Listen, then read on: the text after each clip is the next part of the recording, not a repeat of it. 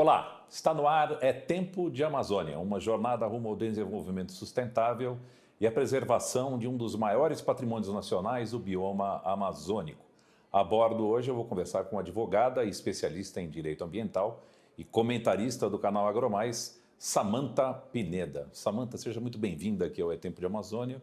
Você esteve recentemente participando de uma rodada de diálogos preparatórios para a COP27, que vai acontecer no final do ano no Egito.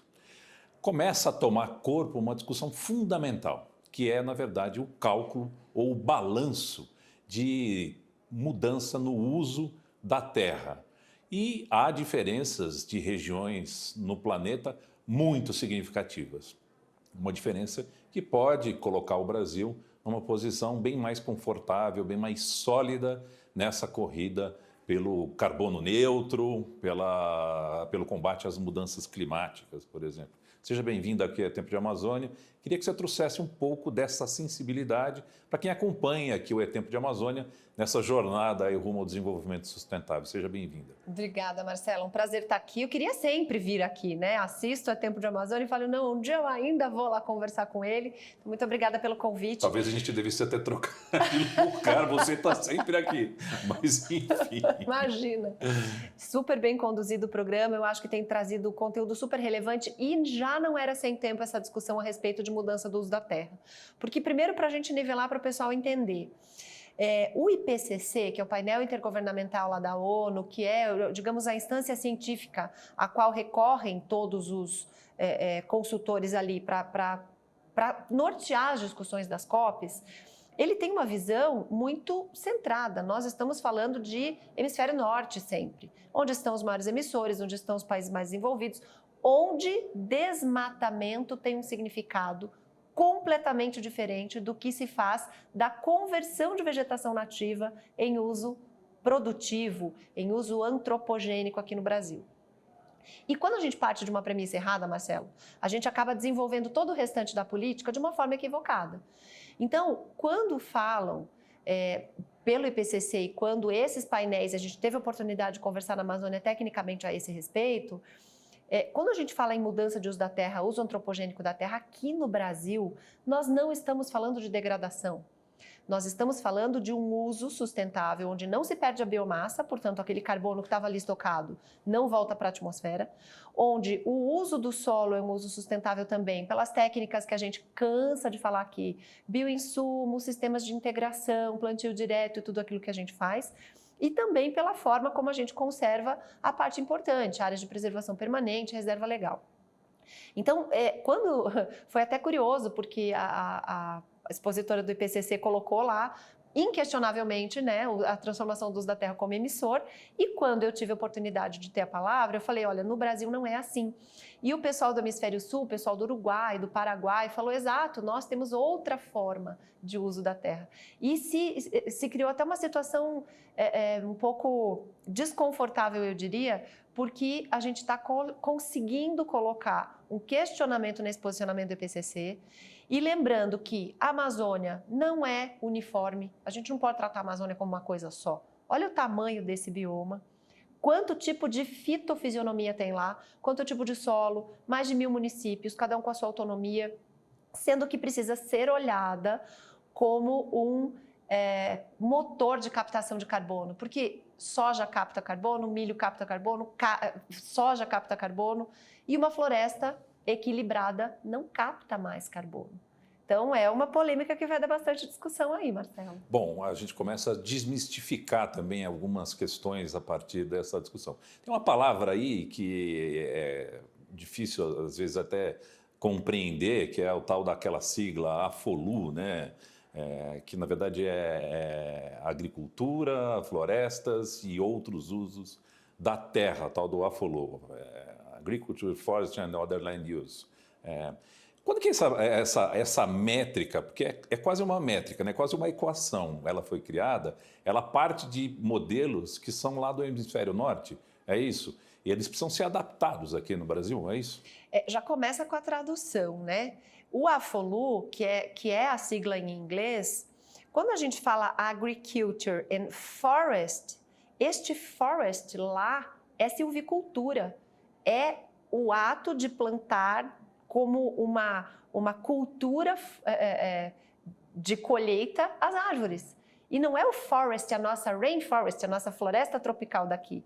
Então já começa esse equívoco nessa nomenclatura que o forest ali do EFIC, do AFOLU, tem que ser traduzido aqui para nós como silvicultura e não como floresta. Por quê? Porque agricultura, silvicultura e outros usos são usos produtivos da terra e não usos conservacionistas da terra. Cada coisa tem sua prateleira quando a gente começa a fazer inventário de gás de efeito estufa. E a prateleira em que foi colocado para nós esse AFOLU que veio lá de cima, está na prateleira errada. Então, eu acho que nós podemos falar de métrica sim, mas primeiro a gente precisa falar de conceitos, como é feito lá e como é feito aqui, e depois a gente precisa falar de como essa régua que está medindo lá essas emissões vai ser aplicada numa realidade completamente diferente. Lá está se medindo os usos da terra como um uso de uma vez por ano, uma safra anual. Tem neve no hemisfério norte. Nós tiramos aqui no mínimo 2 com a safrinha de inverno, mas com sistemas de integração, nós estamos fazendo 3 ou 4 safras no Brasil, na mesma área. Esse era um outro erro, Marcelo, incrível, que quando a gente falava que tinha 3 safras aqui no Brasil, vamos lá, 3 safras em 100 hectares, eles falavam 100 mais 100 mais 100. Não, são 100 que produzem 3 safras e não 300. E aí isso tudo fazia com que a gente chegasse a resultados errados. Então nós estamos adequando, eu acho que a gente conseguiu chamar a atenção desse pessoal que faz toda essa medição, inclusive do próprio PCC que faz essa fundamentação técnica, para entenderem que no Brasil é diferente a forma como a gente precisa medir e a forma como a gente precisa colocar esse uso antropogênico como um uso que capta carbono e não um uso emissor. Muito bom, vamos aprofundar agora a nossa conversa aqui, trazendo a participação da Lília Caetano, do CBI Brasil. Vamos conferir. Oi, Samantha, é um prazer estar aqui com você. Eu sou a Lília Caetano, gerente do Programa de Agricultura da Climate Bonds Initiative aqui no Brasil. E falando um pouquinho da CBI, a CBI é uma organização sem fins lucrativos com foco na mobilização de capital para investimentos que contribuam na luta contra o aquecimento global. Além disso, a nossa função é padronizar o mercado para que esses investimentos saiam da forma mais transparente possível para os investidores e também sirvam como um guia para quem quer fazer uma emissão verde. E a gente também atua no desenvolvimento de mercado de títulos verdes. Nesse sentido, um assunto que a gente tem falado bastante é sobre agricultura sustentável. E a gente sabe que é muito importante fazer uma transição, ter essa transição não só no Brasil, mas globalmente, né? Mas a gente sabe que cada país acaba tendo seu próprio desafio. Então, Samantha, pensando no Brasil e em toda a diversidade que a gente tem aqui, na sua visão, quais seriam os principais desafios que a gente tem para que a gente consiga acelerar essa transição? Lilian, muito boa pergunta, muito obrigada pela sua pergunta. Na verdade, a gente precisa de uma transição geral, né? Do modo de produção da matriz energética, lembrando que nós estamos aí em meio a uma crise, inclusive de produção de alimentos. Então, nós temos o desafio de aumento de produtividade, nós temos o desafio da transição energética para uma energia limpa, que não vai ser barato, não vai ser fácil tecnologicamente falando, e nós temos uma transição para uma sustentabilidade climática. Eu entendo que no Brasil nós já demos muitos passos em direção a isso, agricultura de baixo carbono, sistemas produtivos muito mais eficientes, maior produtividade e menos uso da área. O que eu acho que é o nosso principal desafio? Quebrar alguns tabus. Se nós não tivermos um consórcio de bioeconomia com essa agricultura que a gente já pratica, nós vamos acabar inviabilizando essa outra importante missão que nós temos, que é alimentar grande parte do planeta. O Brasil tem 220 milhões de habitantes e nós alimentamos mais de 1 bilhão de pessoas no mundo. Então, trazendo essa responsabilidade para dentro, eu acho que o nosso desafio é continuar aumentando a nossa produção de alimentos, com a sustentabilidade que a gente vem mantendo. O que não é sustentável na agricultura brasileira? A gente precisa corrigir um pouquinho a desigualdade, né? Fazer com que essa tecnologia, com que essa essa forma nova de produzir atinge até o pequenininho e esse pequeno produtor rural, que é a maioria do produtor do Brasil, possa também ser beneficiado com o pagamento de serviços ambientais que dependem de escala. Então, acho que se a gente conseguir atingir essa escala e remunerar a sustentabilidade como um valor agregado do produto, a nossa soja tem carbono nela, o nosso milho tem carbono, todo o nosso produto tem ali um carbono que tem que ser valorizado e tem que ser pago por ele. Acho que esse é o maior desafio. Bom, a gente queria aprofundar a conversa também na Amazônia, né, Samantha? Como é que a gente leva esses conceitos agora para esse bioma amazônico, né? A Amazônia tem lá 25 milhões de brasileiros, são mais de 700 cidades, tem necessidades de energia, né, de interconexão e de abastecimento também ali daquela população. É muito difícil chegar alimento de fora da Amazônia lá para dentro, porque é por barco ou por via aérea, são trajetos ou muito demorados ou então muito caros. É preciso solucionar essa questão da produção agrícola ou pecuária também ali naquela região. E, para isso, né, essas medidas corretas, esse afolu correto ali para a Amazônia, me parece crucial. E hoje você já tem ali naquela região um balanço positivo, a gente pode dizer assim? Sem dúvida. A Amazônia, primeiro esclarecer que o que a gente chama de Amazônia legal é 102 milhões de hectares maior do que o bioma amazônico. Isso foi uma convenção na época para incentivo fiscal de desenvolvimento do norte do Brasil, para integrar o norte. E aí o movimento ambientalista acabou entrando, embarcando nesse conceito aí e colocando o nome de Amazônia no que não é Amazônia. A gente tem grande parte do Cerrado do Mato Grosso inserido no bioma amazônico. Quando fala de fogo na Amazônia, muitas vezes, a grande esmagadora maioria é no Cerrado, que tem o fogo como uma forma, inclusive até espontânea, de controle ali nos meses secos, agosto, etc. A gente sempre tem fogo ali. Então, dentro do que a gente chama de bioma Amazônia, tem também campos gerais. Lembrando que os campos gerais amazônicos são, por exemplo, a área lá da Raposa Serra do Sol, eram áreas super propícias para a agricultura. Hoje a gente tem o balanço de depois que tiraram os arrozeiros de dentro da Raposa Serra do Sol, a pobreza que ficou naqueles municípios, as próprias tribos indígenas hoje lamentando a saída daqueles arrozeiros. Então eu diria o seguinte, Marcelo, nós precisamos desromantizar, primeiro ponto, o conceito de Amazônia.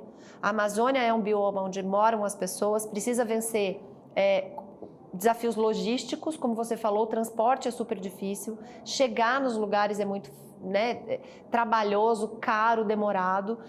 Nós precisamos quebrar essa dependência que o Brasil tem de melhoria da imagem dele lá fora, para que o Brasil tenha coragem de fazer uma política pública de planejamento estratégico para desenvolvimento dessa região. Independente de quem vai berrar, de qual modelo vai parar na ONU reclamando, de qual artista vai lá, quando faz show internacional, vai falar mal da Amazônia, porque a gente precisa ter um planejamento estratégico de inclusão dessas pessoas. E hoje tem 84% desse bioma preservado. Não acho que isso seja sustentável, muito pelo contrário, inclusive porque a gente acabou de falar aqui que uma floresta madura, ela não cai o uso de madeira tropical. Por que a gente não faz plano de manejo sustentável nessas florestas e incentiva o uso desses produtos madeireiros e não madeireiros da floresta? Então, acho que a gente precisa olhar para isso com menos romantismo, com mais coragem com relação a se posicionar. E eu tenho certeza que se a gente apresentar um planejamento estratégico coerente, que mostre que a gente consegue desenvolver economicamente e que a gente consegue conservar o que é relevante, o que é importante ambientalmente, nós vamos conseguir sim o respeito lá de fora, mas tem que ter coragem de fazer política pública para enfrentar esses gritos que vem aí, né? Esse espaço aqui tem registrado muitos corajosos que estão lá na Amazônia tentando fazer isso, Samantha. E aí, mas você menciona alguns exemplos aí que eu acho que vale a pena a gente aprofundar. A questão dos arrozeiros aí, da produção de arroz naquela região. É possível fazer com o auxílio da matemática, né, que é irrefutável, esse balanço de carbono ali nesse processo, nessa atividade, esses modelos estão conseguindo ser adaptados para isso? Você já tem alguma informação a respeito disso?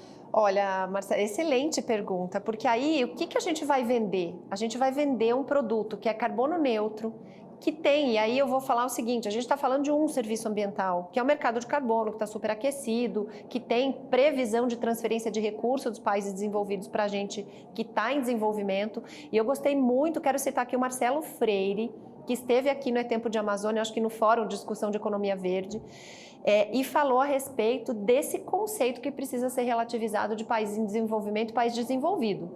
Porque tem muito país desenvolvido que, do ponto de vista verde, está em desenvolvimento. Né? E vice-versa, do ponto de vista verde, o Brasil é desenvolvido. E a gente está em desenvolvimento econômico. Então, quando que isso, de fato, vai passar a contar? Dá sim para fazer a conta do balanço, não só de emissões, que é um serviço ambiental, mas o balanço hídrico, que é um serviço ambiental de água, que é super valioso. O maior volume hoje de serviço ambiental comercializado no mundo é água. A gente precisa fazer o balanço de biodiversidade. Nós oferecemos produtos para o mundo que têm conservação de biodiversidade. A gente tem mostrado, inclusive, que essas áreas que a gente tem aí conservadas nas margens dos rios, que servem de fluxo de fauna, né? Vai para lá e para cá pelas beiras dos rios, você consegue fazer o fluxo higiênico acontecer. Nós temos uma biodiversidade diferenciada nos nossos produtos. Então a gente consegue fazer a conta do carbono, da água, da biodiversidade, da preservação do solo. É prática brasileira fazer rotação de cultura, usar bioinsumo, tanto biodefensivo quanto biofertilizante. Os sistemas de integração que estão aí mostrando tecnicamente que são recuperadores de solos degradados.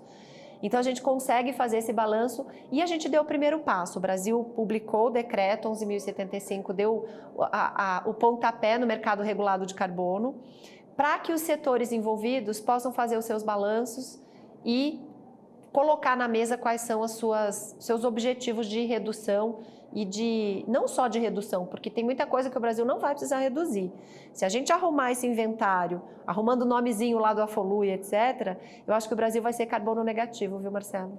Bom, um outro exemplo que eu acho que vale a pena também um comentário, Samantha, você mencionou, por exemplo, a extração de madeira, né? Madeira tropical, a floresta é uma grande produtora de madeira e a extração que se conhece até hoje é uma extração um pouco sustentável, vamos chamar assim. Mas existem técnicas de manejo, como você mencionou, que podem reduzir ou até virar esse jogo de balanço de carbono neutro. Totalmente. Por que hoje é pouco sustentável? Porque entrou-se na onda do tal do desmatamento zero. Botaram isso lá de fora, goela abaixo do Brasil, e o Brasil encampou, né, a cidade de dentro da frente do seu computador, no seu ar-condicionado ali, defendendo o desmatamento zero. É fácil. O que a gente precisa é olhar para isso tecnicamente. Pega qualquer engenheiro florestal do planeta e pergunta para ele qual que é o jeito de manter uma floresta. Ele vai dizer, fazendo manejo na floresta. Então, você só mantém uma floresta saudável, em crescimento, com incremento de ganho de madeira, de massa, de biomassa e captando carbono, se você fizer esse corte. Então, a partir do momento que a gente tiver política pública de incentivo de uso dessas madeiras e parar de falar essa bobagem de desmatamento zero, a gente vai conseguir fazer com que esse sistema de produção melhore do ponto de vista de sustentabilidade. A gente vai ter logística, nós vamos ter os sistemas aprovados. Com o que a gente tem na Amazônia, a gente consegue eleger ali as 10 principais madeiras nobres do Brasil e fazer um manejo, tem tecnologia e estudo para isso, um manejo para cada tipo de madeira do ponto de vista de sustentabilidade econômica, social e principalmente ambiental. Tenho certeza que a gente consegue ser o maior fornecedor de madeira tropical para o planeta, porque já foi isso que segurou os portugueses aqui. Então, com certeza, isso também é um grande potencial brasileiro não explorado. Desculpa, por que não fazer casa popular de madeira?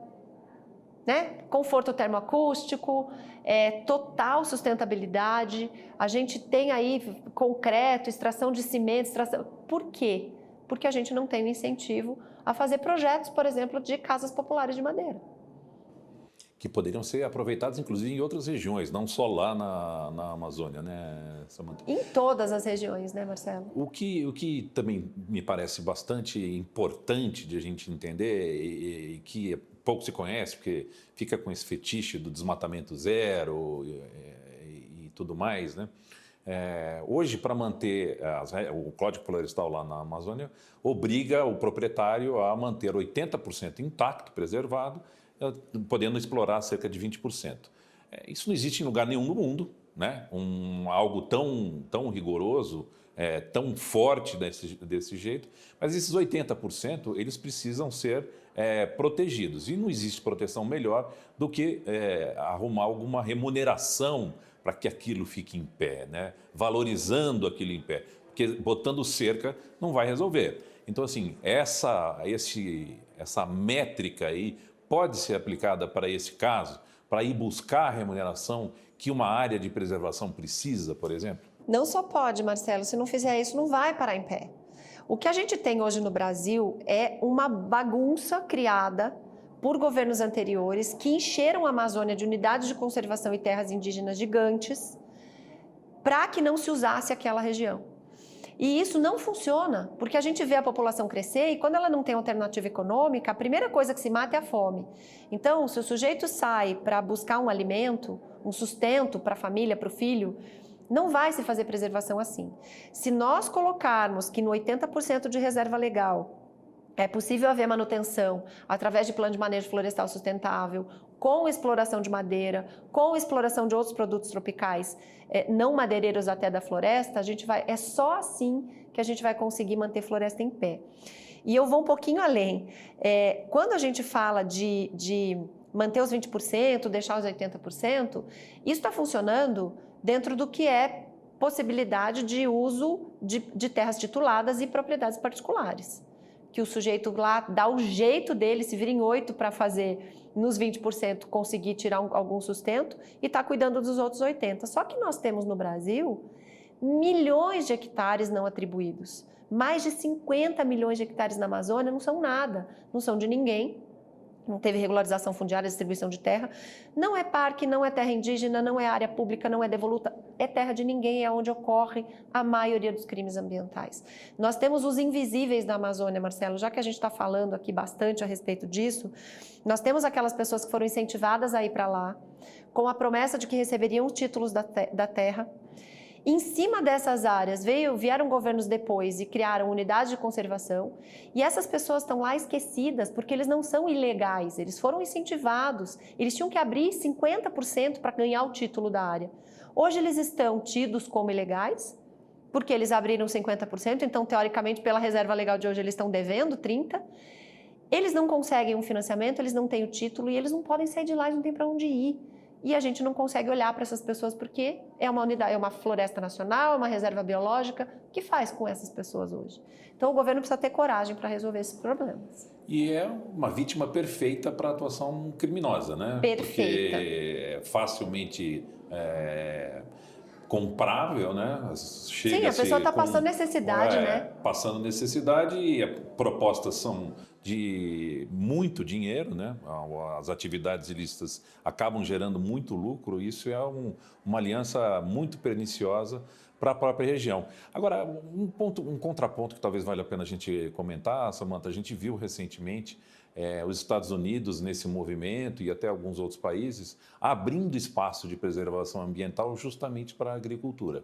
Por quê? O mundo está vivendo essa crise de fornecimento de alimento, né? Uma crise de segurança alimentar séria, complicada e complexa, e a gente vê esse tipo de movimento lá nos Estados Unidos e às vezes fica até sem entender por que eles criticam tanto a situação de preservação aqui no Brasil, sendo que eles estão agora abrindo mão da preservação lá também, do pouco que ainda resta, né? Exatamente, é super importante esclarecer. Eu tive muita pergunta sobre isso, porque a gente até comentou aqui no AgroMais a respeito disso, enfim, e a pergunta era sempre assim, mas essas áreas iam permanecer preservadas ou esses produtores poderiam plantar nelas depois?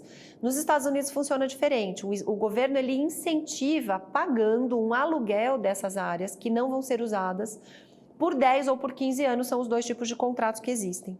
E esses produtores, quando fazem esses contratos de 10 ou 15 anos, eles se abstêm, recebem, e depois de 10 ou 15 anos eles podem voltar a usar. O que a gente esperava? Que diante de todo esse movimento de Joe Biden, dos Estados Unidos, de fazer com que se preservasse mais, esses contratos fossem renovados, os Estados Unidos continuassem mantendo essas áreas com preservação. Pelo contrário, os Estados Unidos adiantou um ano do vencimento, que era para ser 10 anos e 15, falou que com 9 e com 14 você pode tirar tudo e plantar porque a gente tem uma crise alimentar no mundo. Para que serve? Para que a gente veja, primeiro, que só o Brasil preserva áreas ambientalmente relevantes, como preservação permanente. Segundo, que quando aperta o sapato lá, do ponto de vista alimentício, e vou dizer também do ponto de vista energético, como aconteceu na Alemanha, eles abrem mão, o meio ambiente vem depois para eles.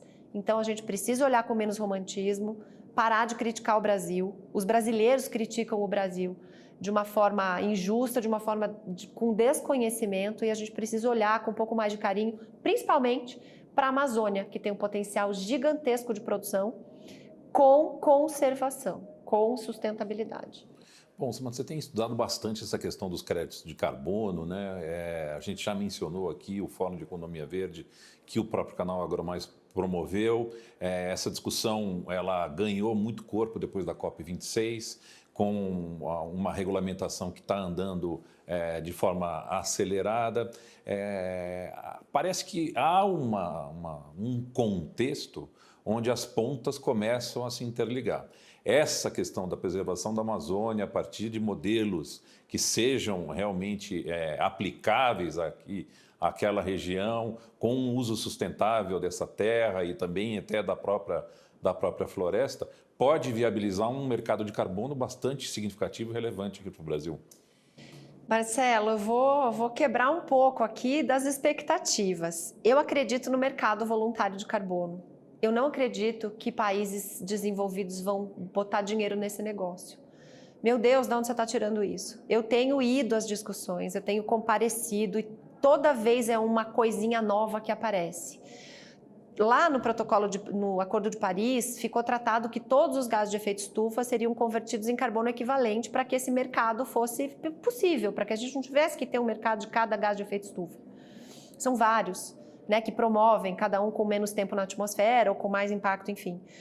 Aí na última COP, a gente conversando e falando a respeito de como que vai se fazer isso, quem que vai financiar, onde estão as tecnologias, cadê o cheque na mesa para a gente atender aos anseios desses países que precisam diminuir suas emissões? Agora a gente vai fazer um acordo de metano. Metano estava na conta do Acordo de Paris como carbono equivalente. Por que agora vai fazer um acordo de metano? Então, eu sou um pouco cética, tenho estudado profundamente, desde o protocolo de Kyoto, todas as regras, o Pacto de Glasgow, essa última discussão técnica que tivemos lá em Bonn. Eu não consigo ver os países desenvolvidos botando cheque na mesa, principalmente por esse movimento que eles mesmos estão fazendo, China, Estados Unidos, União Europeia, de aumentar a produção de combustíveis fósseis quando o calo aperta.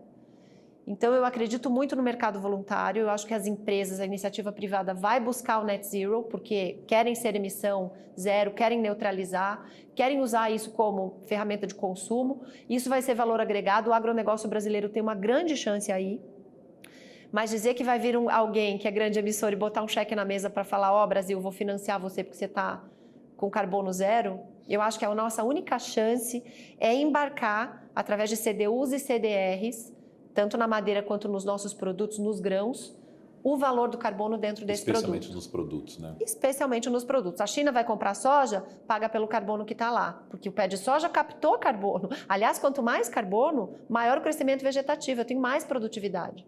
E aí essa produtividade vira o grão que a China consome, vira a carne que os Estados Unidos consomem da gente, vira todos os produtos que o Brasil exporta. Eles têm que ter embarcados nele esse valor do carbono, senão eu acho que isso não vai funcionar, não. Bom, mas estamos chegando num ponto muito importante desse debate. Tenho certeza que a gente vai voltar para conversar outras vezes aqui. Fica aqui o convite e muito obrigado pela participação hoje no É Tempo de Amazônia. Eu que te agradeço, te dou os parabéns, Marcelo. Tem conduzido uma discussão super profunda, séria, corajosa a respeito desse tema. Sempre que você chamar, eu estou aqui. Obrigada. Eu que agradeço. Também quero agradecer a sua companhia assistindo ao É Tempo de Amazônia e na próxima semana temos mais um encontro marcado aqui pelo canal AgroMais. Até lá!